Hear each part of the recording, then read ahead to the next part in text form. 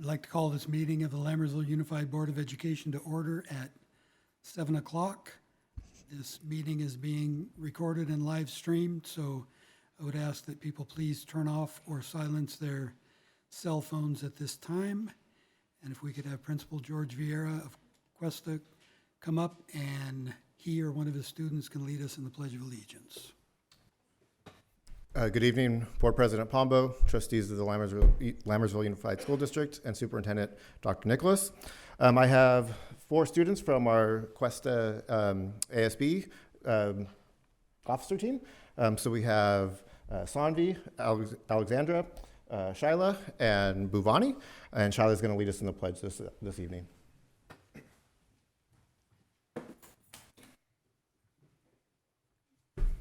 Okay, salute and pledge. I pledge allegiance to the flag of the United States of America and to the republic for which it stands, one nation, under God, indivisible, with liberty and justice for all.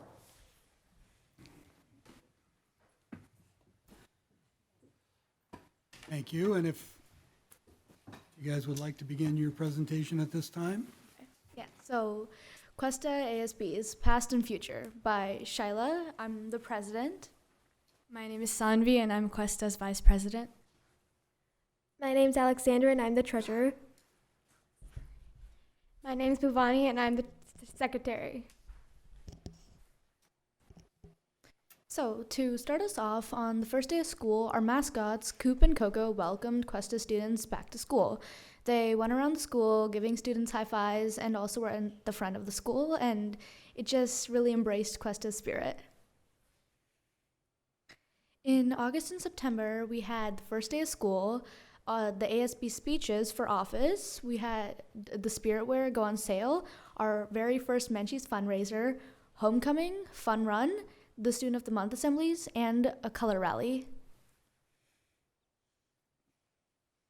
For homecoming this year, Cuesta got the spirit, the theme of Lady and the Tramp.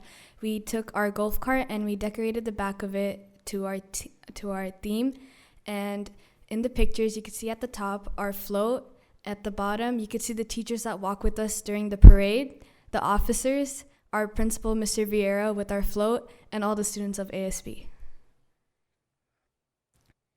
During the color rally, we basically had teachers come up on the stage and play games that were most picked from the students, and each grade level dressed in a certain color.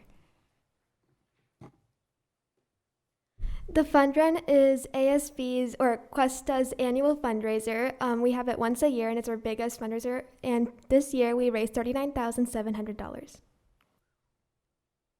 In addition, October and November are our busiest months. We had the Student of the Month Assembly, Red Ribbon Week, Halloween Dance, and additionally to that, we have Halloween Grams, Haunted House, and Fall Carnival, and grade level contests.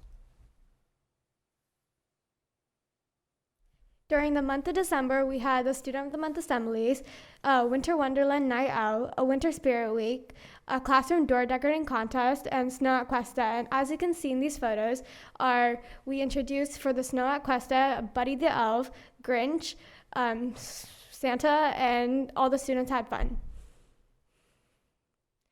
In January and February, we're planning to have Valentine Grams, a Dr. Seuss Spirit Week, Student of the Month assemblies, a Never Glow Up dance for TK through 5th with their parents, and an All Glowed Up dance for middle school. In March and April, we anticipate to have our hot chocolate cart, Student of the Month assemblies, Menchie's fundraiser, spring rally, cultural day, and leadership development day.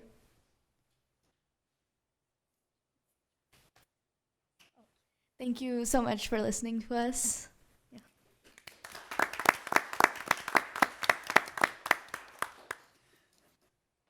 Thank you, Cuesta students.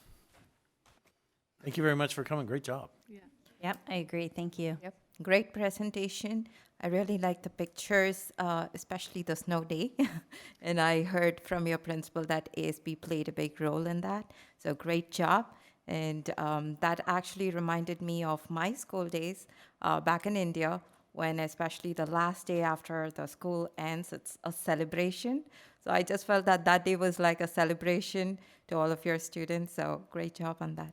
Trustee Daniel, it's true. I was there on that last day, and the excitement was amazing. It was a great job. It was a great way to just bring some happiness to the students and a sense of school community. So great job.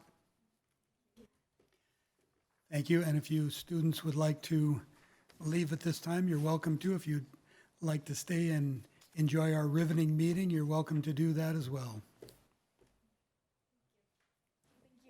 Thank you. Thank you.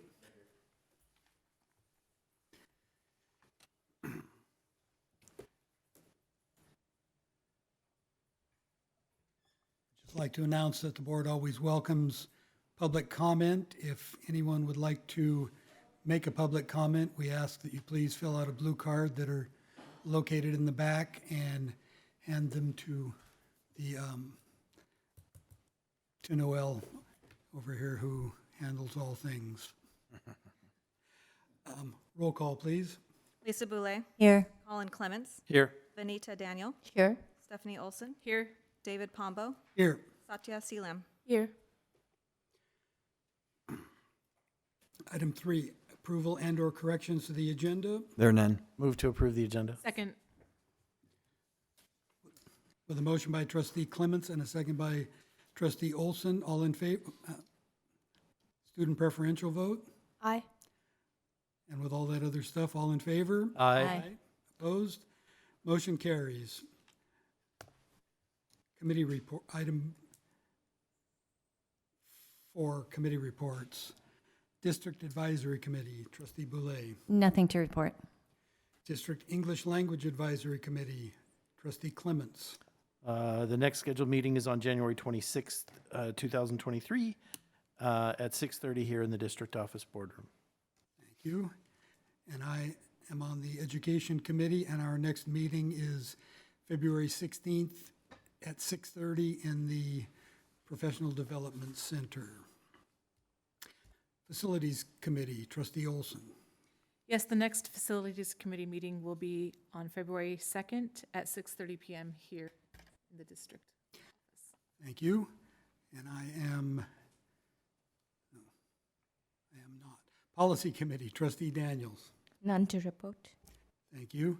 And I am Safety Committee. On January 12th, we had a subcommittee meeting on Run, Hide, Fight, and Alice, where we had a presentation from Michael Kimball of MC Kimball on their training program. And then earlier today, we had a General Safety Committee meeting where we discussed the presentation from the subcommittee meeting. We also discussed potential changes to how we run our safety drills. You have anything to add, trustee Olson? I think that accurately sums up what was discussed. Thank you. And item G, Wellness Committee, trustee Olson. The Wellness Committee met on December 21st, and the best news about the meeting was that the farmers market will be able to take place. Very good, thank you. Point of information, Mr. President. Yes, sir.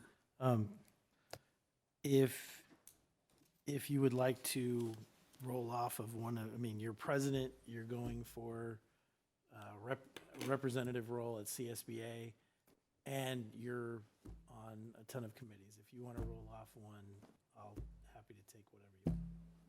I appreciate that. I will consider that. Governing board reports, trustee Clements. Nothing to report, sir. Thank you. Student trustee. Good evening. MHHS DECA competed at the NorCal competition this past weekend, and it was one of the most successful competitions ever. So now we have close to 90 people qualifying to states in April, March. And this week is Rally Week at MHHS, and we had a rally today. It was themed Super Mario, and the seniors dominated as Mario, and it was one of the most successful rallies ever too. And drama production has their Into the Woods production this Thursday and Friday at 7 p.m. And we hope to see you there. And that concludes my report. Thank you. Trustee Daniel. Thank you. On 17th, that is yesterday, I had a site visit at Cuesta School along with Trustee Boulay, and it was actually very nice to visit the classrooms after a while. And actually, one of the teacher from the STC classroom told me, "Oh, you came by last year too." So it was nice that that I was remembered while during the school site visits, and the students were actively participating in whatever they were doing, whether it was map testing or whether it may be just their reading. The classrooms were very well organized, and they were working, as an expected day should be. And what I really like the most, as opposed to all the other school sites visits that I've had so far, was this time I actually went along with another trustee, and I really enjoyed our time together. I felt it was more constructive, and we were able to ask questions together. We were able to understand things together. I really like the teamwork with you, Lisa. So that's something I really enjoyed this time. And I'm looking forward to doing that more with other trustees at any school site. Then that's pretty much what I did for after the break. I just want to wish all the high schoolers, great job on their semester 1, and all the best for semester 2. And there ends my report. Thank you. Trustee Boulay. Thank you. On December 15th, I had a site visit at the high school. Thank you, Mr. Faubert, for hosting me. I enjoyed our visit. I enjoyed our discussion. And it was the week before finals at the high school, so as we were touring the classrooms, I was able to see the creative approaches that the teachers had for reviewing content before finals week. There were classrooms that were playing games, classrooms that were having competitions, and there was one classroom that did an escape room. And the kids were really engaged, and they were actually to me, it looked like they were having a great time. So I'm impressed with the creativity of the teachers. And I think that's one of the biggest achievements, or one of the greatest achievements in education, is when kids are having fun while they learn. So on December 19th, I went to the high school girls JV basketball game. At halftime, the Mustangs were ahead. Unfortunately, though, the fire alarm was activated, so we evacuated the building, and it was really cold out, so I didn't stay for the rest of the game or for the varsity game. But I want to give it a shout out to the high school administration team that was there, because they did a great job evacuating the building. Nobody wanted to leave because it was cold, but they got the job done, so congratulations to them. On January 12th, I attended the new board member workshop that was hosted by the San Joaquin County Office of Education. It was a really, really good presentation. There was a lot of information about the Brown Act. And yes, I have heard a lot about the Brown Act, but I guess one of the things that didn't really dawn on me was that there's continued to have updates to the Brown Act with new little snippets and new statements here and there. So we had some updates to the Brown Act. We also had a presentation about ethics and conflicts of interest as board members. And we were introduced to each of the department heads and learned about how they support our district. So one of the things I also want to mention is that during this presentation, Dr. Troy Brown, the county superintendent, did mention that if any board members attend any of the county events, such as the county honor concert that happened this past weekend, or county competitions like the Spelling Bee, Science Olympiad, et cetera, that he wants us to go up and say hello so that he can acknowledge that we're there. On January 13th, I attended the JV and varsity boys high school basketball game with Trustee Olson. A great game. I really enjoyed it. On January 14th, I attended the San Joaquin County High School Honors concert with Trustee Olson, and all three ensembles, the band, choir, and orchestra, were well represented by Mountain House High School students, and 3 of our students were honored with the Nelson Zane Music Award for their outstanding musical achievement and 4 years of participation in the County Honor Orchestra. And then finally, as Trustee Daniel said yesterday, I did a site visit at Cuesta and really appreciate the time that Mr. Vieira spent with us. And I'm also trying to learn more about the ins and outs of special education. So we did visit a number of their special education classrooms. And that's all I have. Thank you. Thank you. Trustee Olson. Thank you, Trustee Pombo.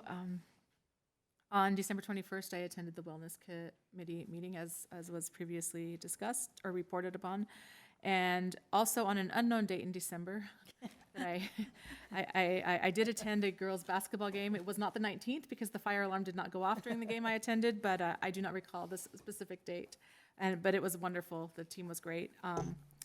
I attended on January 12th the subcommittee training for a curriculum for the safety committee. And as Trustee Boulay stated, on January 13th, I attended a varsity boys basketball game. And the basketball programs look really great at Mountain House High. I have to say that both girls and boys basketball teams are pretty competitive. And on Saturday, January 14th, I concur with everything Trustee Boulay said about the County Honor Orchestra. It was wonderful to see so many Mountain House High School students represented. It was great to see the time that the teachers took to be there to support their students. I think it is amazing how much love and care they have for the students when they're going to devote unpaid time to an event like that and support our students to achieve things. And so I just want to acknowledge that and thank them for that. And I know that other teachers and other endeavors do the same thing for, whatever program it is, and it's very appreciated. And I attended the safety committee meeting today, and that concludes my report. Thank you.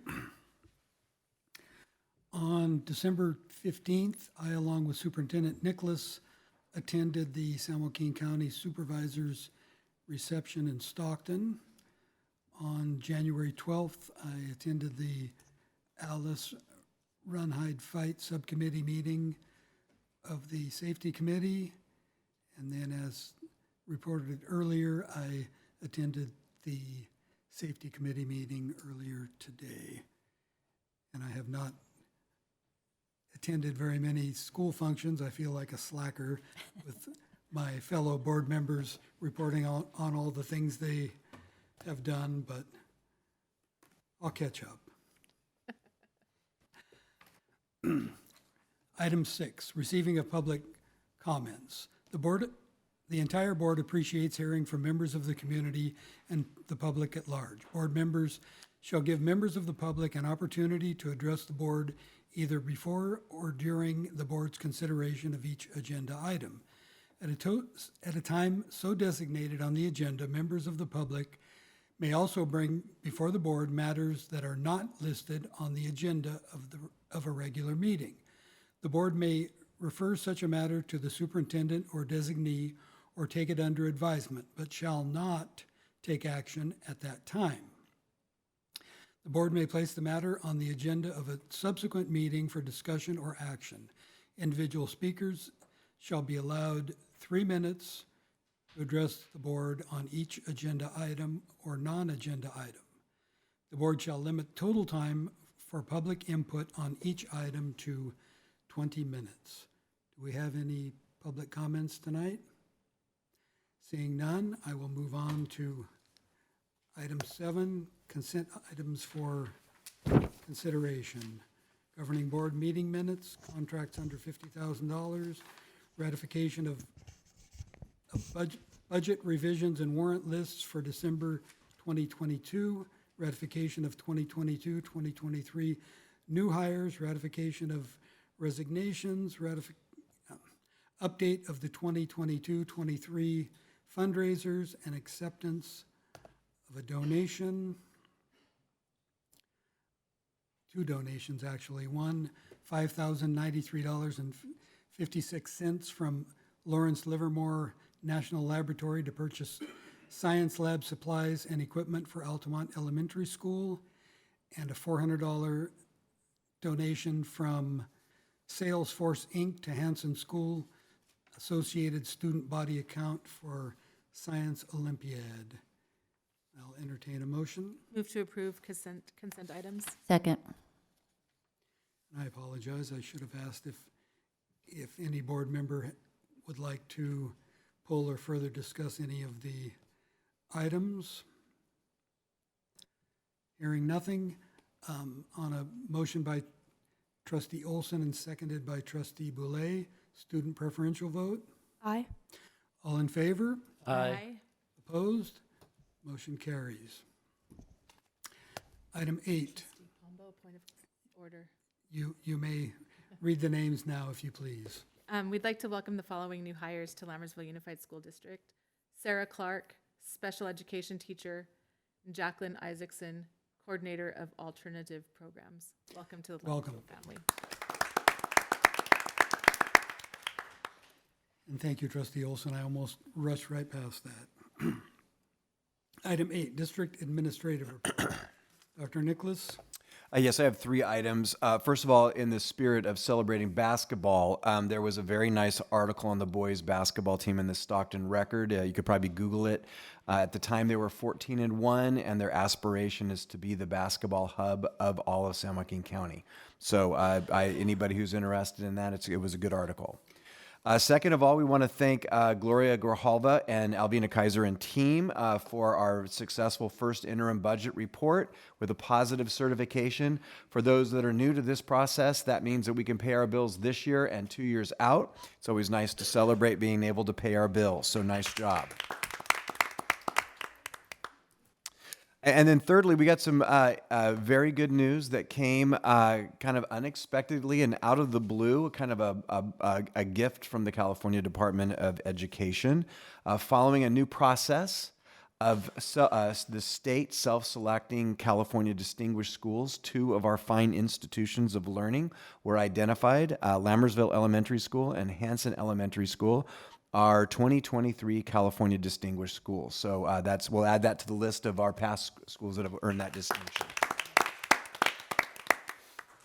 Mr. President, that is my report.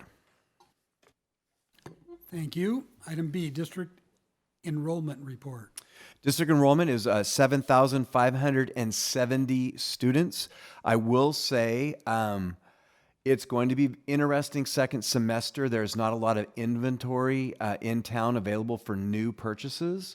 There are 2 developers in the south of town who have massive aspirations and are in the process of achieving approvals, which will bring probably 800 additional units to the College Park area.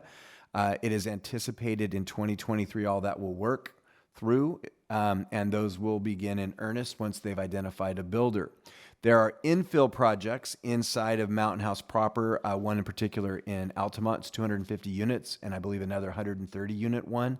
So I think once if we ever get past the Noah's Ark phase of this winter, we will see some buildings go, but it might be that for the first time in a long time that the enrollment numbers might be more of a drip as opposed to a flow.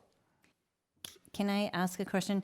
The apartments here, they seem to be going up really fast. Do we know when they're going to start? So it was an 18-month project, so I think we're probably a year out. Oh, still, It's okay. going to generate 100 students. It's 300 units. The second they're done, they're going to build another 170 right next door. So there's another 50 students. So that's 150 new Wickland students to anticipate.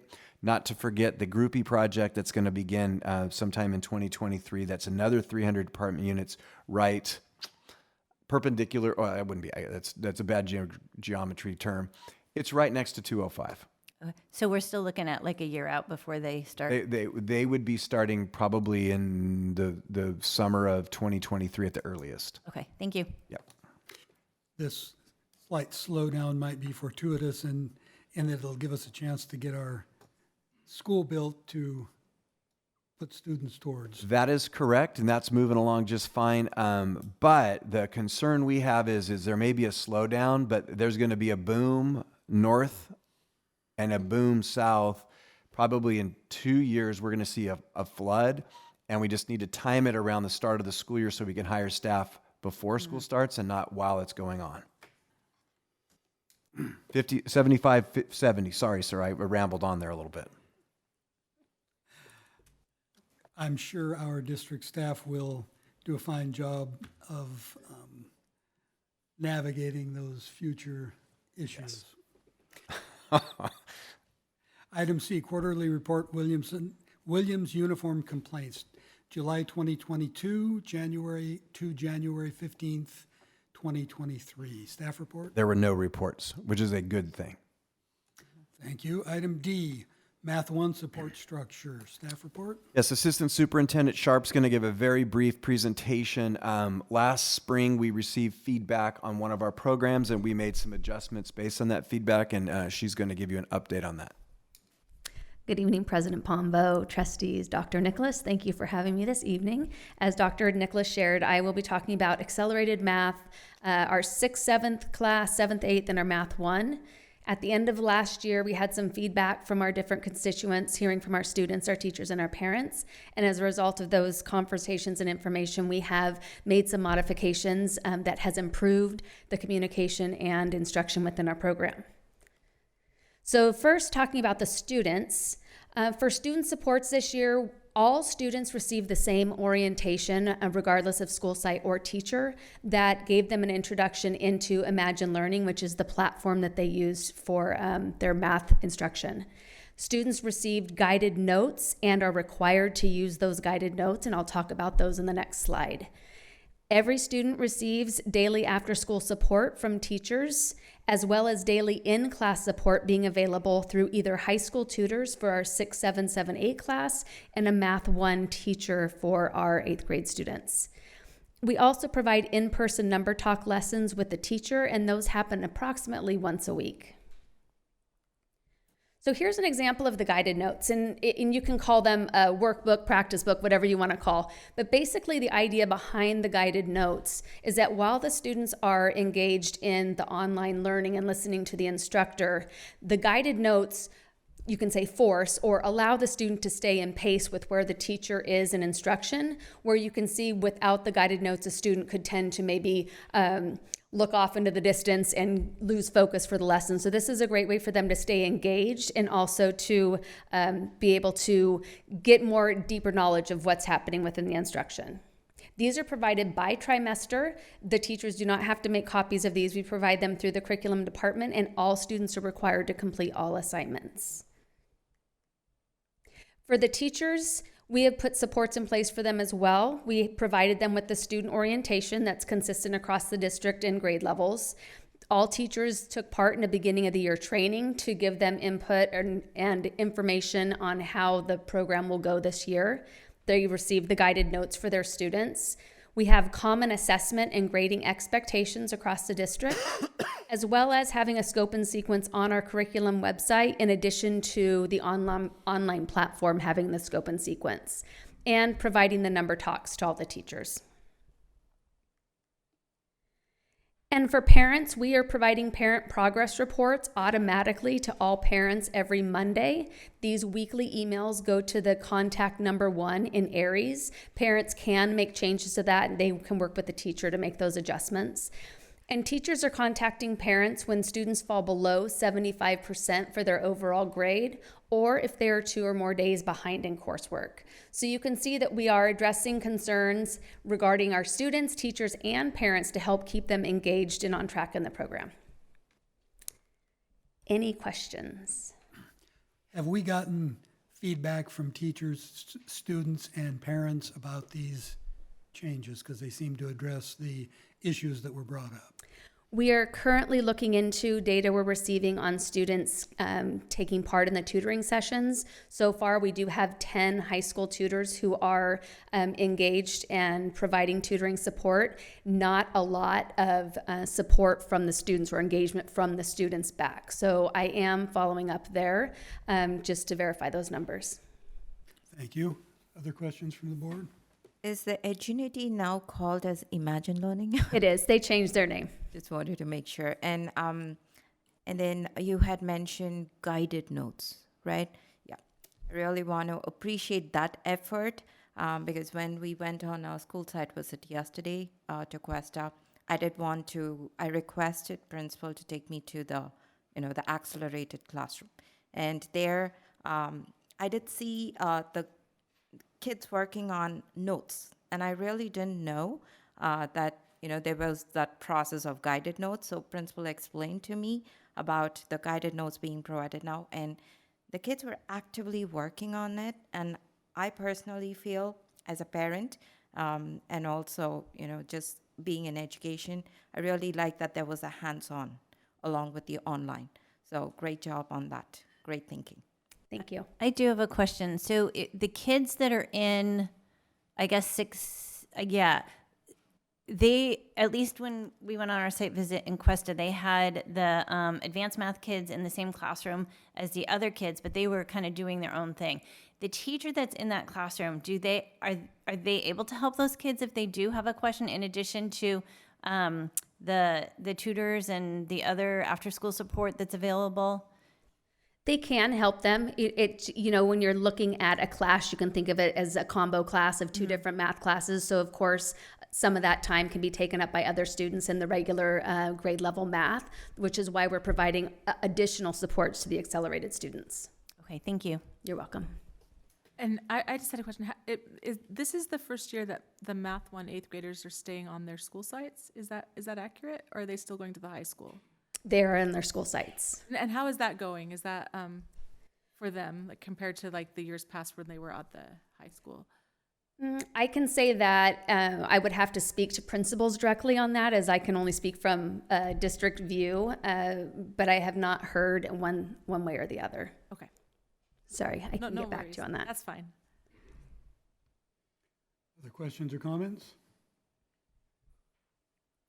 Thank you very much. Thank you. Thank you. Thank you. Item E, District Maintenance and Operations Report. Mr. LeGrand, welcome. Good evening. Thanks for having me. This afternoon, I attended the Safety Committee meeting. I've also been having my bi-weekly meetings with the VP at the high school. Our next meeting is tomorrow morning, sorry. Our EPIC interns from the high school started with us last Thursday. We have them Thursday and Friday. 3 young gentlemen are working with us. We have them about 6 hours on Thursday and about 4 to 5 hours on Fridays. Last Thursday and Friday, they worked in the warehouse. The weather was pretty bad, so we had them work in the warehouse. They helped assemble some furniture. They helped barcode some textbooks, some materials, and also do some other warehouse stuff that we needed. Tomorrow, they're going to be with us again in the warehouse again to finish up some things. And if the weather is good, which hopefully will be on Friday, we're going to come out at the baseball field and softball field at the high school doing some landscaping. So that's the plan for this week. Last Wednesday, I walked Cuesta and Bethany with Bernie. She's going to be putting in 2 external freezers at those sites. It was myself, Bernie, and 2 people from the freezer company. Spent about an hour with them getting things laid out for that project. The recent storms hit us pretty hard. Last few weeks, we've had about 24 roof leaks around the district. I'll just list them off. Altamont has 1, Bethany 2. There's 1 upstairs in this building. Hanson has 3, Lammersville has 2, the high school has 9, Cuesta has 2, Wickland has 5. Roofing contractors been in the district this week and last week as well, trying to get those knocked out as much as possible. I don't know if you've ever done a lot of roofing, but sometimes chasing roof leaks is a complicated job. They have to come back multiple times, depending on where the water's coming from. So we had some at Bethany they thought they fixed. They may start coming back this week to finish those, for example. We had a lot of staff off over the break. Probably a third to a half our staff was taking vacation and whatnot, but we still had a successful break. Got extra cleaning done at all the schools and knocked out a bunch of work orders over the 2 weeks we had off with no students. Also, during the winter break, we opened up civic permits for the spring use. We asked the sites to put in their permits before they left for winter break, which they did. And then we asked the preferred groups to give us their list on Wednesday the 11th. And then we opened it up to the general public on Friday the 13th, 2 days later. We have 1 user group that's not happy with what facilities they got, and I'm meeting with them tomorrow afternoon to hear their complaints. So our projects, solar installation, the high school's done, cleaned up. There's a little bit of striping to do in the southwest parking lot where they had to saw cut some of the asphalt. Obviously, we can't do that with the weather the way it is, so that'll have to be done later on. Cuesta, they were working on Cuesta the whole winter break. I was out there watching them. We are on pace for a power shutdown on February 4th, Saturday, February 4th, to tie in the solar array to the main electrical grid and get that project up and going. CASA, we only had a Zoom meeting over the winter break on the 21st. I missed last Wednesday's meeting because I was with Bernie, so thanks to Sean for covering for me. And our next instruction meeting is a week from today on the 25th for CASA. Upcoming items, I'll be at the facilities meeting on the 2nd, February 2nd. And staffing update, we have 3 positions to fill. We have the warehouse position we still haven't filled. We're going to interview for that on Tuesday. We have an evening position at Wickland, and we just had a retirement last week at Questa for a lead custodian position. So that, I believe, got posted today. So that's where we're at. Happy to answer any questions. You mentioned that one of the facilities users was unhappy with what they got. Was it one of the preferred or one of the? No, they were not on the preferred list. They used to be, but there were some payment issues, and they were removed from the list. So. Thank you. Any other questions or comments from the board? Yeah, I just have a quick question. With all of the nasty weather and rain we've had, how are the fields at the high school? Are they holding up okay? The fields at high school are a little muddy. I'll be out there, like I said, hopefully on Friday, checking it out. Don't plan on bringing any heavy equipment out there. We'll do a lot of stuff with some rakes and shovels and whatnot. They haven't been mowed in a while if you drive by there because it sinks when you drive out there. So, but I think the season starts first week of February, so we've got about 2 weeks. I don't see any weather coming this way after tonight, so hopefully they'll have a chance to dry out and be good to go. Thank you. So, you're welcome. Further questions or comments? Thank you, Mr. Thank you all. Thank you. Thank you. Item 9, action items. Item A, consider approval of 2022-2023 inter and intra-district transfer requests. I do not believe there will be a staff report, so I will entertain a motion. Move to approve 2022-2023 inter and intra-district transfer requests. Second. On a motion by trustee Olson and second by trustee Clements, student preferential vote. Aye. All in favor? Aye. Opposed? Motion carries. Item B, consider approval of 2023-2024 interdistrict transfer requests. Motion? Move to approve the 2023-2024 interdistrict transfer requests. Second. On a motion by trustee Boulay and a second by trustee Daniel, student preferential vote. Aye. All in favor? Aye. Opposed? Motion carries. Item C, approval of the 2023-2024 budget development calendar. Staff report? Yes, this is part of the half-twos of the budgetary process. It's part of the thing we do every year. It's perfunctory, but we recommend approval. Move to approve the 2023-2024 budget development calendar. Second. On a motion by trustee Clements and seconded by trustee Olson, student preferential vote. Aye. Are there any questions or comments by the board before we vote? All in favor? Aye. Opposed? Motion carries. Item D, consider approval of agreement between Lammersville Unified School District and the Lammersville Teachers Association from July 1st, 2022 to June 30th, 2024. Staff report? Yeah, I'd like to thank our district team, Thor Harrison, Sarah Barrios, and Gloria Grijalva, and the leadership of LTA. Nick Lanier is in the audience tonight, and his team. It's a 2-year deal, and we are proud to bring it forward for recommend approval. Move to approve the agreement between the Lammersville Unified School District and the Lammersville Teacher Association from July 1st, 2022 through June 30th, 2024. Second. On a motion by trustee Olson and seconded by trustee Boulay, student preferential vote. Aye. Before we proceed, I would just like to say thank you to everyone involved in the negotiation. I know sometimes it's a lot of work. Well, it's always a lot of work. And on behalf of the board, thank everyone who's involved. Any further comments before we vote? I would echo those statements. Thank you to the entire team on both sides of the negotiating table. Likewise. I agree. Thank you.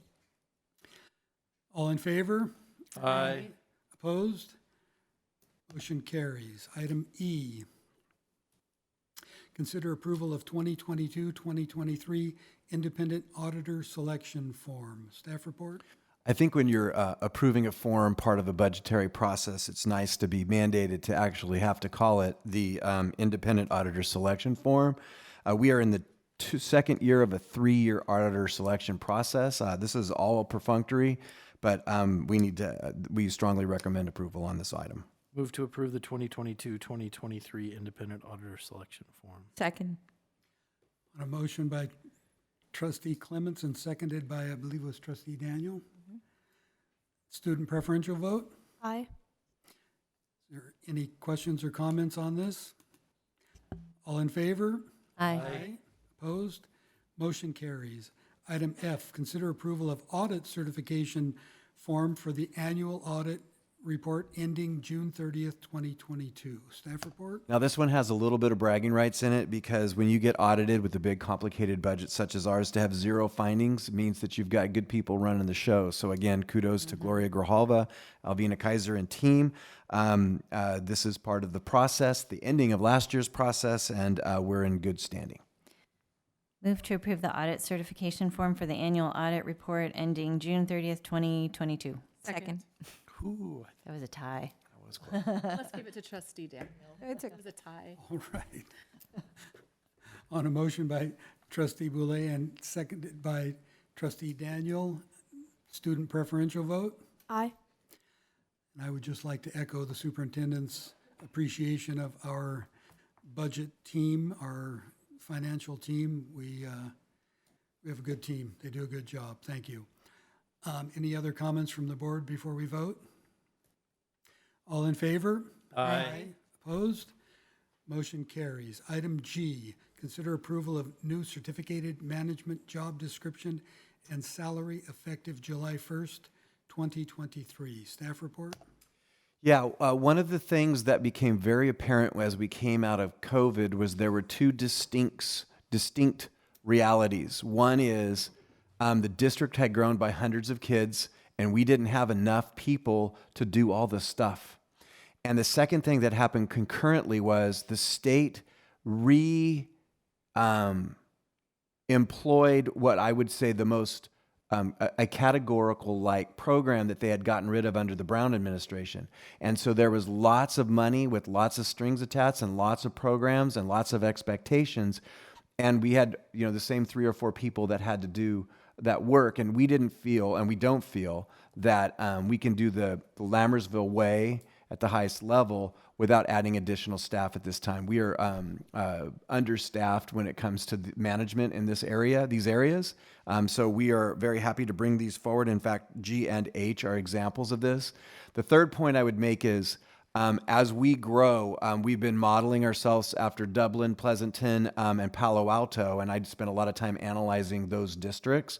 But in particular, Dublin, which kind of had a big growth period in the recent past, is if there's not strata in the leadership hierarchy, you can end up with a quagmire of who's doing what, and you end up having too many cooks in the kitchen or no cooks at all, both of which are bad. So as context for G and H, that's my staff report. We strongly recommend adding these positions. We will be moving forward, not with all of them per se. We want to have them approved so that if all the need is there for all 3 positions, we'll move. We intend to move forward very quickly with the executive director, ed services probably next, and then instructional services when it's deemed necessary for the district. Move to approve new certificated management job descriptions and salary effective July 1st, 2023, Director of Education Services and Director of Instructional Services. Second. On a motion by Trustee Olson and seconded by Trustee Clements, student preferential vote? Aye. Would anyone on the board like to ask any questions or make any comments? I do have just a brief comment, and I think that this is probably coming at a very good time given the prediction for the enrollment report that was addressed earlier. If we're going to have a huge increase in students within the next year or so, I think this is good, especially to get these folks on board and learning the processes and programs and systems. And so once we do have a surplus of kids, then hopefully we'll have the people we need to continue to run in the way we've been running. So yes, thank you. If I could value add to that, we preemptively created the student services department because we saw the need of just the general mental health needs, the socio-emotional, the counseling needs, the nursing needs of our students. So we created a department and created a position. We didn't have any idea a pandemic was going to hit 6 months later. But had we not had that in place, imagine.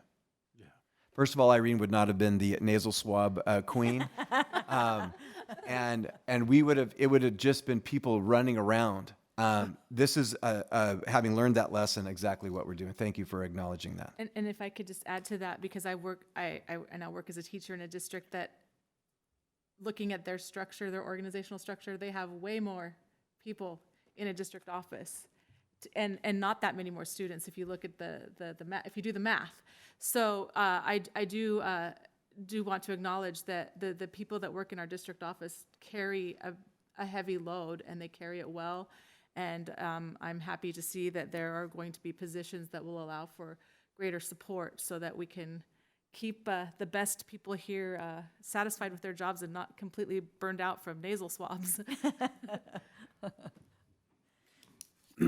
And I would just like to agree with my fellow board members and say that although our district staff has done an exemplary job in juggling all the various balls that are thrown at them, I do believe that it is time to expand the district office and spread some of the love or load or whatever you might call it.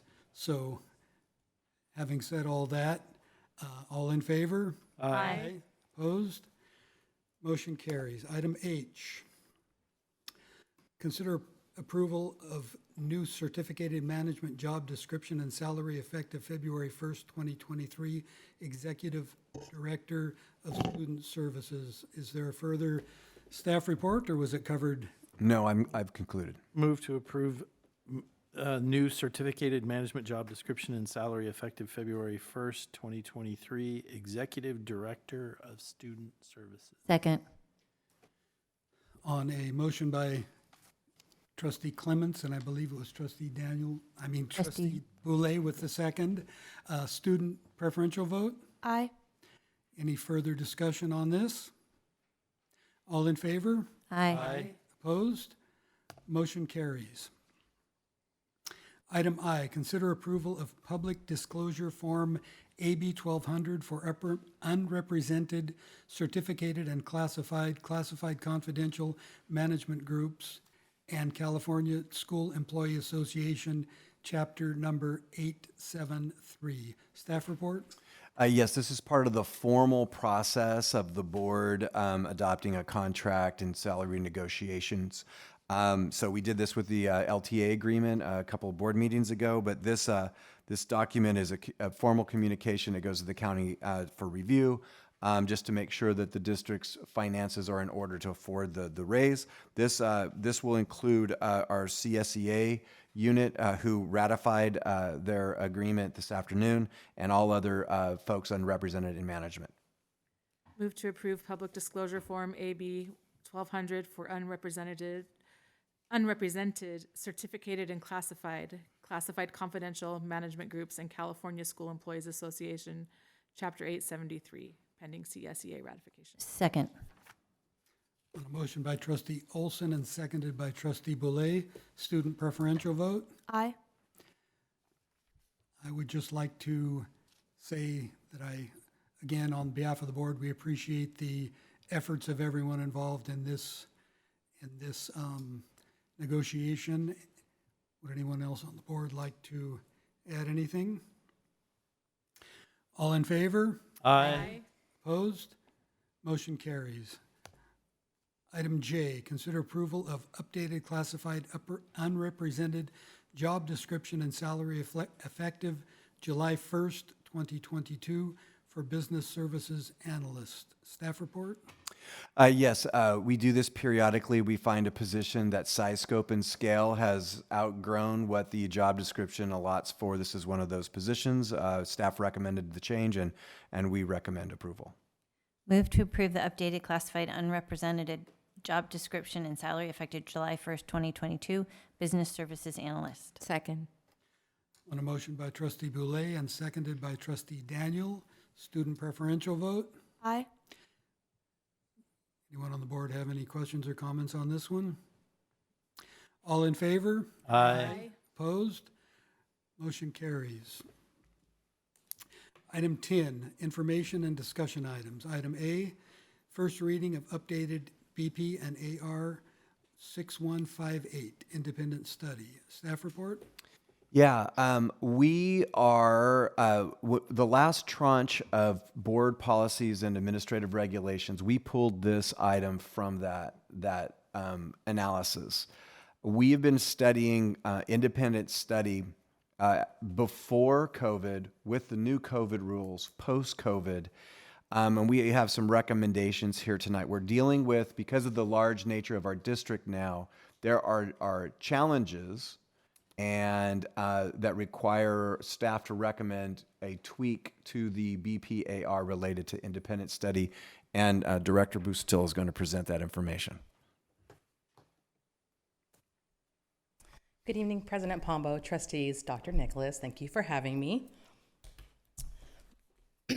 So overall, as we've been looking at information, we have seen a significant increase in the number of independent study violations. And at the end of the presentation, there will be a recommendation for language to be added to address the independent study violations that are impacting our ADA rate, attendance rates overall, and our staff time. So there are two types of independent study. First is our short-term independent study, and that's anything from 5 to 10 school days currently, and its credit is given on the work completed. Then we have our long-term independent study, and that is for students that are on independent study for 15 days or more. It does have a requirement of a student parent educator conference per the Education Code 51745 that was most recently updated in June of 22. Also tiered re-engagement strategies. So what do we do if a student is not progressing and they're not making progress, if they're not engaging? What does the parent notification look like? For our TK through third grade students, we have to have opportunities for daily synchronous instruction. Our 4th through 8th, they have to have opportunities for daily interaction and at least weekly synchronous instruction. Our 9 to 12 students have to have opportunities for weekly synchronous instruction. And again, it is course-based, credit-based completion is how they receive credit for that. And the contract and the work record are required for both types of independent study. So for our short-term independent study, most often we see families requesting short-term independent study for travel, vacation, perhaps a family emergency, visa appointment, or student athletes that not related to school sports but outside of school. They're in club teams and things along those lines. Concerns related to short-term independent study is, of course, we always worry about loss of instruction, because no matter how much work we might give a student, it's not the same thing as that interaction in person that they receive from their highly qualified teachers. There's a loss of intervention and enrichment opportunities. There's no in-the-moment reteaching or extension. Lesson pacing. Our teachers are very, very diligent about providing students with work, but it is done in advance, and we know that our teachers do an excellent job of assessing student learning throughout the course of a period, throughout the course of the lesson, and then make adjustments. So maybe it's a reteach that day, maybe it's a reteach the following day. And so if a student's on independent study, they don't have those same opportunities. And then of course, what we're seeing this year in particular, and it's a building trend, is frequent absences preceding and following an independent study. So our current practice, and this is part of a board policy 6158, but not written into the policy. So it's 5 to 10 days. We are done with a 3-day minimum independent study that we had to do during the times of COVID. We have 6 opportunities throughout TK through 12. So those of us that have been in the district for a long time know that at one point in time, we just had regular independent study families could request. And then there was an adjustment made to where there was a limit of 3 contracts for our students' schooling. And then most recently in January of 2020, there was a stretch to go from the 3 opportunities to 6 opportunities because we felt we were being a little bit too restrictive in our independent study. The request has to come in 10 school days prior to the first day of the planned absence. Again, it's going to be given credit based off of work completion, not how accurate the work is, not how perfect it is, but are they attempting to do the work? No contracts the first or the last 20 days of the school year. So to date, this is where we're at currently. So currently, we have a total of 274 independent study requests. So that's an online form where they go through and a family initiates that process. Of the requests that have been granted, 146 of those independent study contracts the students have returned on time. We have 58 of those have not returned on time, and we still have 70 independent study contracts outstanding. At any point in time, we are going to have a number of outstanding independent study contracts. However, 70 is high, and that's because our peak season for contract violations is around the holiday season, November through the end of January. So for additional days of absence, either preceding or following an independent study, the range that we've seen to date is anywhere from 1 to 23 days, with the average being approximately 5 days additional. So there is a cost of violated contracts. So of course, the first and foremost is the cost for students. It's a loss of instruction with a credentialed teacher. It is a loss of intervention and enrichment. It's a loss of the social and peer interactions with their classmates and their schoolmates. And when contracts are violated, that there is a financial impact to that as well, and that impacts our programs and our program development, where we're looking the next steps for our students. There is also a cost to staff. Ongoing follow-up for students who do not return from independent study. Our office staff at each one of our school sites, our administrative staff, and then also here at the district office are very diligent about following up with families that are not returning from independent study. And I will share that some of the parents, when we're engaging in those interactions, and maybe it's gotten to the place to where the student is losing their class or their school placement, or maybe their independent study wasn't approved because they didn't meet the guidelines of the 10 days notice for the teacher. Some of our families can be very relentless in the phone calls to staff. So you might have a front office staff that's receiving multiple phone calls to the attendance clerk or the office supervisor, which then goes to the site and then comes to the district office as well. And then also with, there can be a loss of trust as well. So I think sometimes we're a growing district, but we're also very small in many, many ways. So oftentimes Dr. Nicholas might know something that a teacher knows as well, because there's communication across the levels and we're trying to be very cohesive. So sometimes there's not the understanding that what you tell a classroom teacher, and then if that's different than what's told to the principal at some point in time, there's an understanding that not the same information was provided to both people. And then there's a cost to the systems. There's an increased number of SART and SARB because we were very diligent about making sure that we're identifying students that are truant, that are at risk for falling behind. And so whenever we do that, we have to convene a SARB panel, let's say, and that is a cross-section of district office staff, site staff, support staff, such as our restorative practices specialist, our student services counselor, our school resource deputy, and then, so on and so forth. And so when we do that, we're pulling those resources away from our school sites.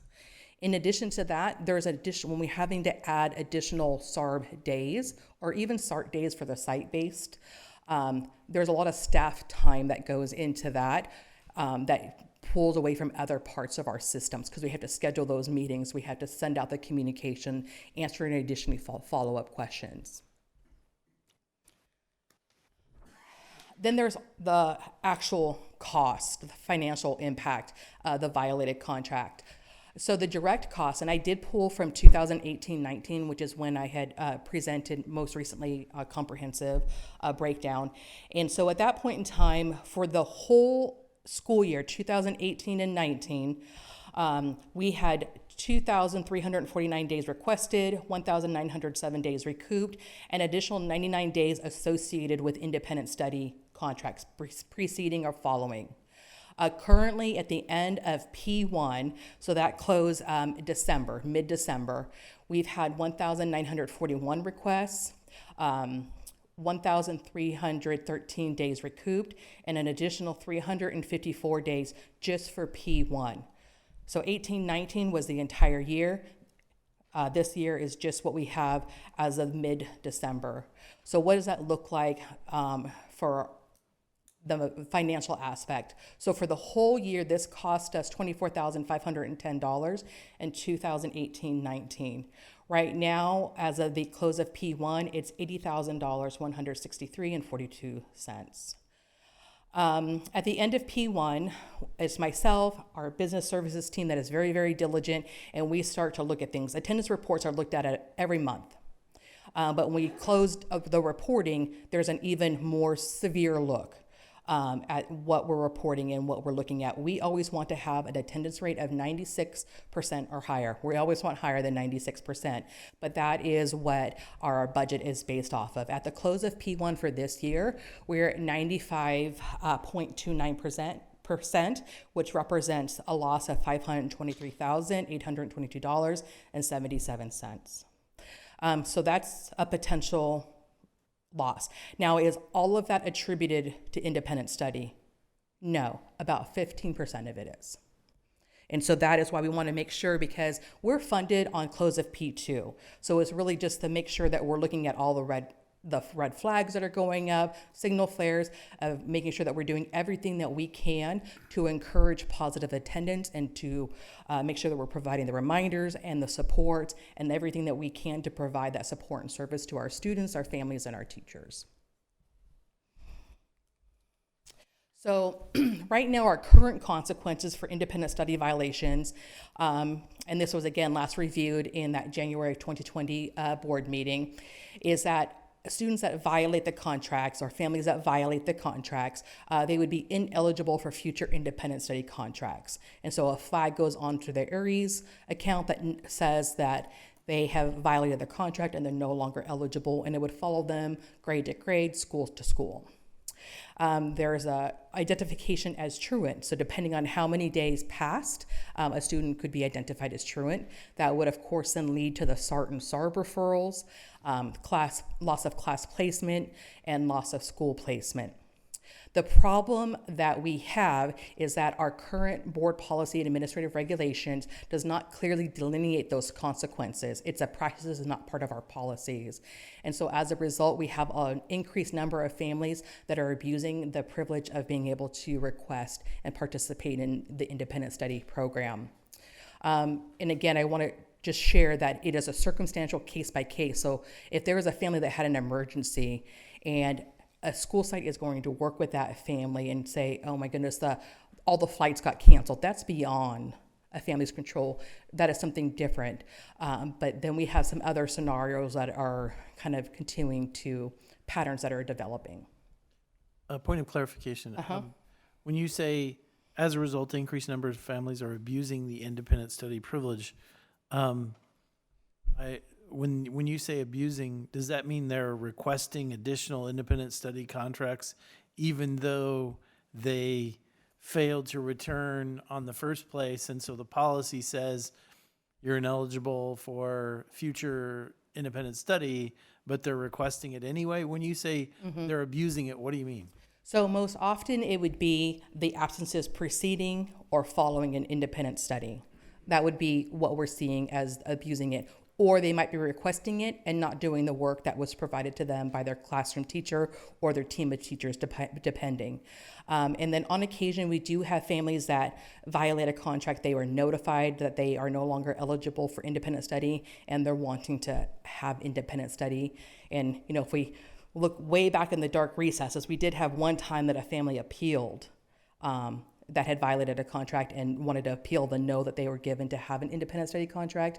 And but to date, we haven't had any additional of those. Thank you. Okay. So the proposed changes, the first change is to length. So right now, the maximum number of days that a student may be out on short-term independent study is 10 days. And so the proposed change is to 14 days, and we would include that in our BPAR 6158. We are not able to go beyond that because that becomes long-term independent study.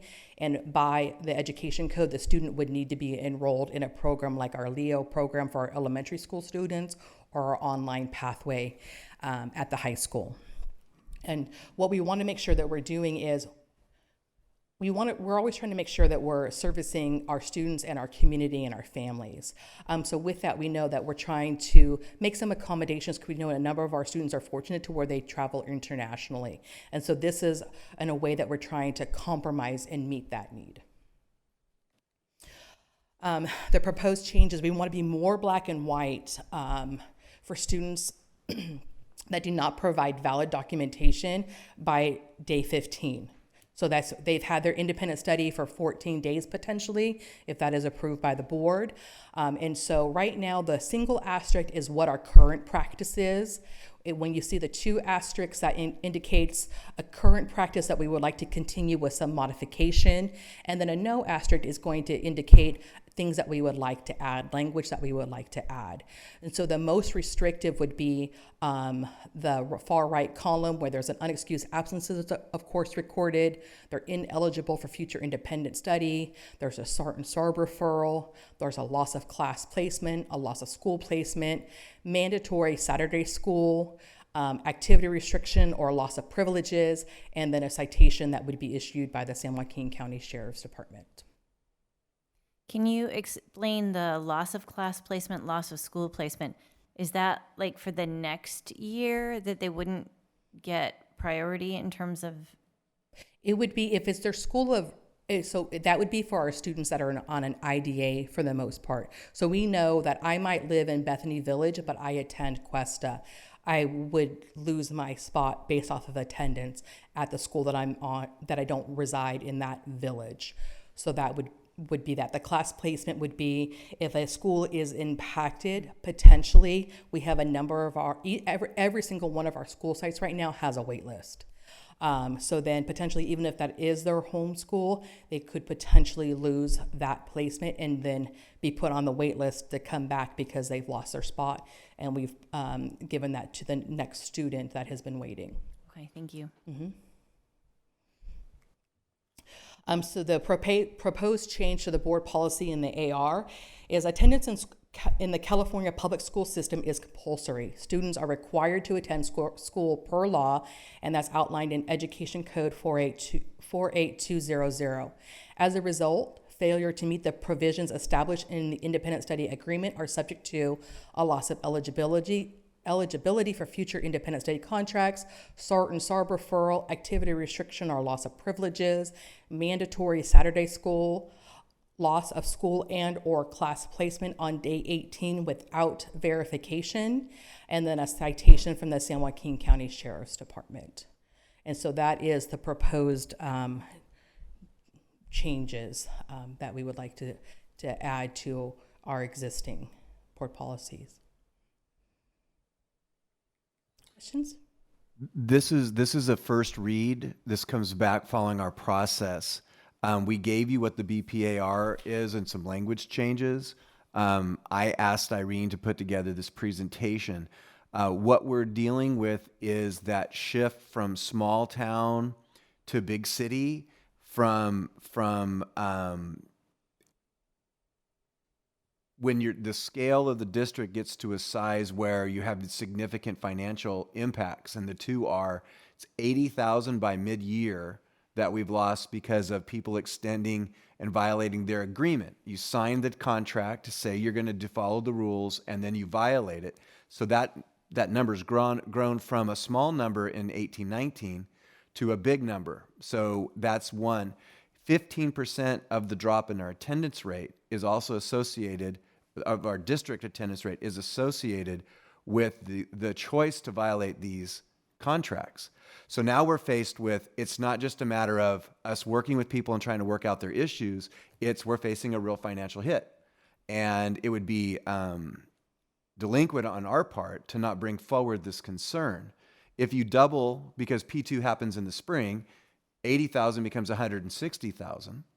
That's a lot of money. That's 2 teachers' salaries. Can we go back to the number, the impact there? So the way that I interpreted what I was being told was, okay, based on P1, which is not definitive in terms of school financing, but it's indicative of where Yeah, it's our first report to say where we stand. we're at 95.29%. If we are below 96%, then there's a potential loss of $500,000. Correct. And that, so that if we don't do, if we just continue along our merry way, and everything in the, everything continues the way that it has been, P2 will equal P1. Correct. We'll be at 95.29. We will lose $500,000 because, and not all of the difference between 100% and 95.29 is because of this, but enough of it is because of it that if we fix that, we would be a lot less likely to lose $500,000. Correct. Okay, so I took I'm not speaking for the entire board, but I'm sure that the entire board took a lot of heat and a lot of flack about the independent study rules that we had in place, and we listened.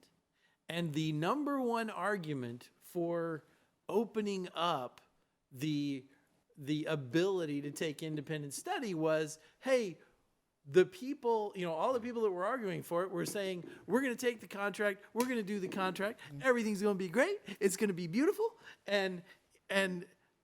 So my personal attitude is, if you take a contract and you say, this is what we're going to do, and you don't do it, then as far as I'm concerned, you're not one of the people that we opened it up for. And you get all of those items, as a result, because I don't want to look at the teachers and say, oh, gee, we're losing $500,000 a year, right? So that's my feeling on this, is put as many regulations in it as you want, because if they live up to the contract, it doesn't affect them, right? All we're asking people to do is create a plan, work the plan, and do what you say you're going to do. I also, as you're going through the presentation, I can almost hear the frustration in your voice with the amount of time that a number of people spend trying to get in contact with families who are not meeting their contract, or they're not responding to emails or voicemails or whatever. And that is time that our staff could be putting Helping toward students. other programs, and just, again, making sure that we are on a great projection for our district and not having to follow up with students and families who are not abiding by the contract. So I think even adding those extra 4 days, I think, will be helpful, because hopefully we'll see a nice chunk of issues that will be resolved just within those extra 4 days. But yeah, I mean, just I'd love to see our staff freed up and not have to worry about that kind of stuff, and just having people abide by their contract. And I know I was at the wellness committee meeting when this was brought up, and let's see, I'm gonna lose my train of thought. But like I agree with what Trustee Boulay said about, like, the extra 4 days is very generous, and I think it's also mindful of the community that we live in, where there's a lot of families that have to travel long distances, and those extra 4 days, because it's not like they just get 2 weeks. That's 14 school days, which is almost 3 weeks. So that's pretty generous. And I believe it was brought up at the wellness committee meeting, correct me if I'm wrong, that there would be some efforts to educate the families about this, because there may be some misunderstanding about what the number 10 means, or the proposed number 14. And then also, I think that showing this financial out, putting that out there, I know a lot of people think, oh, it's just about the money. They only want my kid there because they want the money. And you could make that argument, but when you get to the reality of things, when we don't get these funds, we didn't set the formula up the way the state set it up. They're the ones that gave us this number. You have to meet this number. I think it's unfair that the state does it that way. I think personally, I know they want districts to be accountable for student attendance, but I think it's very unfair to do that to a school district and unfair to our children, but it's the system we live in under. And so I think it's very important that families understand that this money affects them because you want that extra pathway teacher. Well, guess what? $500,000 is a lot of teachers that we cannot hire. And $500,000 not hiring a lot of teachers means, well, that class that was going to be 27 students is now 35, 40 students. And so your child's education is being impacted. So, they should care about the money too, basically. And I think communicating that would be a good idea. From my perspective, this is a great eye-opener to people who may have been, in perspective of your words, abusing the contract. If you can go back one slide, I have a question on that. I think the data, yeah. Are all these, is the data just short-term or short-term and long-term? These are for the short-term independent study requests. Because that's where our biggest problem is. It's not our long-term independent study, it's our short-term independent study specifically. Okay. Yeah. So it looks like we do have to educate, but I do appreciate the thought process of from 10 days to 14 days, because that will definitely help. Because I personally have traveled internationally along with my kids, and I know, that it's not, we do tend to plan, but sometimes there is always, we have the visa stamping issue, and I know after the pandemic, it became really hard back in our country, so it was very difficult to get back for people who were on visa. So, there were criteria where that was there. So I appreciate that extension, and I'm sure families would appreciate that too. I also have a request, because this was brought to me by one of the parents, where there was a mention that, I don't know which slide, that 10 days notice, right? You need to let the school 10 days prior. So the parent actually reached out to me during the Thanksgiving break, like right after the Thanksgiving break, and the parent was like, had to request for an urgent trip, but then the parent did not know that there was a 10-day prior notice that the parent should be requesting for. And my request is, if I don't know where it's put out there in the school website, or if if it could be included or just periodically sent out to the community from all the schools, then just at the back of their mind when people are planning for any emergency trips or anything, this would be there on their mind. So that's just a request. If I can just value add on that. So what we see emerging is people run into a legitimate issue and they report it back. They have documentation. We always, our philosophy here is family first, right? But there has to be accountability structures. So if someone legitimately has a thing, staff has always worked with them. The school sites always work with them, and we take great pride in that. What we're finding is that it's the people who say it and don't produce it, and then we're the bad guys because we're holding them to a policy. And then there's the interpretation-based evidence, and Irene explained this one to me. This is extreme, but it's a good example, I think. That a doctor's note came in that the lateness was due to illness, and the medical analysis was to take 0 milligrams of Tylenol and eat vegetables. Mm-hmm. And so I think when you hear her grinding her molars while she's giving this presentation, it's like we have people the front line of standing up against that when it's clearly gaming the system, is that we want to support the people with legitimate concerns and work with them, and there are exceptions to every rule. But our BPAR is not clear enough that there are consequences, that the education in the community is we're losing real money directly and indirectly through our attendance rate. And then, the people who are not following the rules should not be the winners. It should be the people who are doing the right thing. And so, because Irene is being very, very pleasant about this, and I'll kind of add some of the frustration is we've reached out and done, I think, our due diligence on this. I say that with conviction. And we just need to reel back in some of the game playing. And it's in the students' best interest to be in the classroom with us. And we are by law mandated to do that.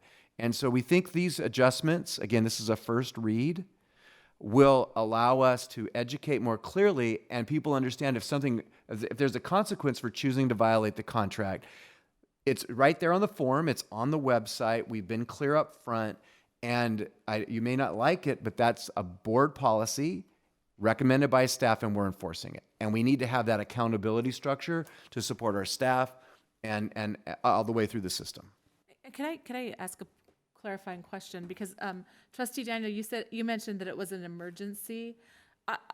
Did I mishear that when you say, I mean, the 10-day notice is the standard, but if there were extenuating circumstances and it was a true emergency, what I was hearing is that staff would work with the person and they're not going to. Yes, absolutely. Okay. Just to extend on that a little bit, and this goes back to the non-financial related costs. And so oftentimes what has happened is there'll be a family emergency, but when the site administrator goes to speak with the classroom teacher, they're told, oh no, I knew that they're going out. Mom told me weeks ago, beginning of the school year, so on and so forth. So the family emergency didn't happen like, oh, I just got this urgent phone call or whatever the case might be.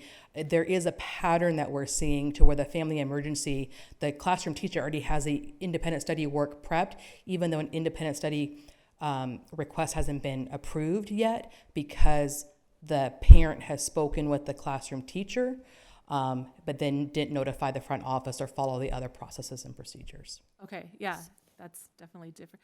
And I want to just echo what Trustee Clement said about, I mean, the rule, you follow rule, you sign a contract. I mean, a contract in the law is a legally binding document. And I mean, there should, if you sign that, you're giving, giving your consideration for what the school's doing, like that you're saying, I agree to do the work that I'm going to now require a teacher to prepare in advance on top of doing everything else the teacher's doing. Mm-hmm. So, yeah, I think that they need to be held to their word.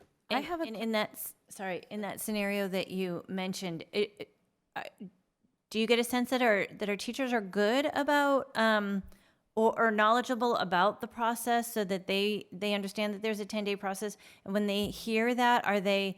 I mean, I don't know. Are they following up and making sure or not making sure, but letting the families know that they have to start the paperwork in a certain amount of time frame, or do we need to educate the teachers? I think there's a combination. Okay. So I think that, yes, some of our new teachers may not have a full awareness, even if they were told, they may not have processed it to know, like, oh, that's my alert. I need to go and remind them that they need to notify the front office. Sometimes classroom teachers have communicated that they have let the family know that the process starts in the front office. Independent study doesn't start with the classroom, it actually starts in the front office. And so there's different factors that kind of play into why that could be. And then at the end of the day, our teachers are there for the kids, and so they're always wanting to do. And so they will bend over backwards. And so sometimes they allow for certain patterns or trends to develop because they're trying to do what's best for the student. They don't want the student to fall behind. So they're doing their very, very best. And so there isn't the same leverage, if you will, for the family to follow the process because they've received the work that is the families realize is important as well. Going off of what Trustee Boulay said, maybe that needs to be clarified too, like somewhere that, notifying the teacher does not start the process. Right. So, something like that. Maybe they just state it clearly. The process starts in the front office of the school. Because I know that, I was just doing a courtesy when I did an independent study and I informed my child's teacher. She knew the process because she didn't know that I knew the process, and so she reminded me, you need to start that in the front office, And so I think that would be great if, just simple, because it's a valid point, Trustee Boulay. I have a question, not just for me, but just for the community to also hear. What does it mean by violating the contract? Does it mean not doing the work, or, doing the work, then ending up beyond, Both. So sometimes we have students that returned on time and they never did the work, or they did a small amount of the work. That would be a violation. That student would be identified as being ineligible for future independent studies. There's also students that do 100% of the work, but then they are gone. Like, for example, we are dealing with a family today, and they're not planning to come back until March. And they are on independent study. And so it was information shared, independent study granted, followed that process, then the first staff reaching out. Point of clarification. So the contract was for 10 days. Yes. And they left, and now they're not coming back till March. Correct. And they don't see that that's different? We're going to continue educating families. 10 days until March. I don't know, that feels different. So I think at that point you will be analyzing whether there is a legitimate cause there, or, if Correct. they're really unable, like if they are able to come but not able to, but then they really have a valid reason. Correct, because right now that student has a gap in their education, and so short-term independent study as it's designed is not set up to support that. Frankly, if a student is abroad and they're enrolled in our LEO program, that's a little bit tricky too, depending on time difference. And so, when we have that knowledge of where a student is not going to come back until March, and we have that black and white, that is an opportunity for us to disenroll a student and welcome them back when they return. I don't have a question, just a comment. In reading through the BP and AR that were in the board packet, I had a number of questions. I shared those questions with the superintendent. Some of the questions I thought I knew the answer to, and some I didn't. I'm assuming he shared them with you, Director Busatil, and you did an excellent job of covering all the questions that I had in reading through. I think this is a good educational piece for the board as well as for the public to understand what the program is, what we're trying to achieve with it, and the consequences of not abiding by the contracts. Thank you for your time. Thank you for your patience. Oh, no problem. And thank you for working with our families. Yeah, thank you very much. Thank you. And one last point, irrespective of this conversation, the 95.2% attendance rate is going to be addressed on all levels. And I believe P2 is in April. So we have until April to make 95.2 go up. Any support in this board policy that helps us raise that number will be great, but there are other factors of attendance that they're already on. So just let you know that as well. Irene, I have one more question, sorry. So when you're having calls with the parents, right, when they're not returning back, do you let them know that, okay, they're going to lose the spot at the school, that particular school? Are they informed about? Yes. So the first notification that they receive that they would risk their school or class placement is when they do the independent study request. So that's before it's even been granted. One of the questions states there, I understand if I violate the contract that I could lose my class or school placements. That's one of the statements that they have to click, I understand. And then also we have our independent study master agreement, and then within that our independent study policies, and one of the bullet points for short-term independent study, it has that same statement in there as well. Great, thank you. Thank you. Thank you very much. Moving on to item 11, calendar. Item A, Thursday, January 26, 2023, will be the District English Language Advisory Committee meeting at 6:30 here in the boardroom. Item B, Wednesday, February 1st, 2023, is the next regular meeting of the school board at 7 p.m. Item C, Thursday, February 2nd, 2023, is the next Facilities Committee meeting, which will be held at 6:30 here in the boardroom. Wednesday, February 15th, 2023, is the next Wellness Committee meeting, which will be held at 3:45 in the Professional Development Center. And Thursday, February 16th, 2023, is the Education Committee meeting at 6:30 that will be held in the Professional Development Center. In a moment, we will be adjourning to closed session where we will discuss Public Employee Discipline Dismissal Release Complaint, Government Code 54957, Student Discipline and Other Confidential Matters, Education Code Sections 48900 and 49060, and 20 U.S.C. Section 1232. Item C, Conference with Real Property Negotiators, Government Code 54956.8, and Conference with Real Negotiators Anticipated Litigation, Government Code Section 54956.9. I will now entertain a motion. Move to adjourn. Second. On a motion by Trustee Clements and seconded by Trustee Olson. Student preferential vote. Aye. All in favor? Aye. Opposed? Motion carries. We are now adjourned. Thank you, everyone, for coming. Thank you. Have a good evening.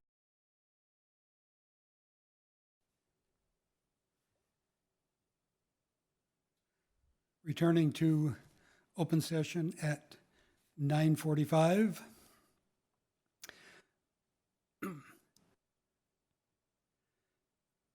On the matter of student expulsion 212206, the board moved in as recommended on a motion by Trustee Clements and seconded by Trustee Olson to approve the recommendation of student readmission after expulsion of student number 212206 for the 2022-2023 school year by a vote of 5 ayes. The board took action on a motion by Trustee Clements and seconded by Trustee Olson to approve the recommendation for expulsion of student 222303 for violation of Board Administrative Regulation Policy 5131.7 and Education Code 48900B1 through February 24th of 2023 by the following vote: 5 ayes, no nays. I will entertain a motion. Move to adjourn. Second. On a motion by Trustee Clements and seconded by Trustee Boulay. All in favor? Aye. Opposed? We are now adjourned. Thank you all. you.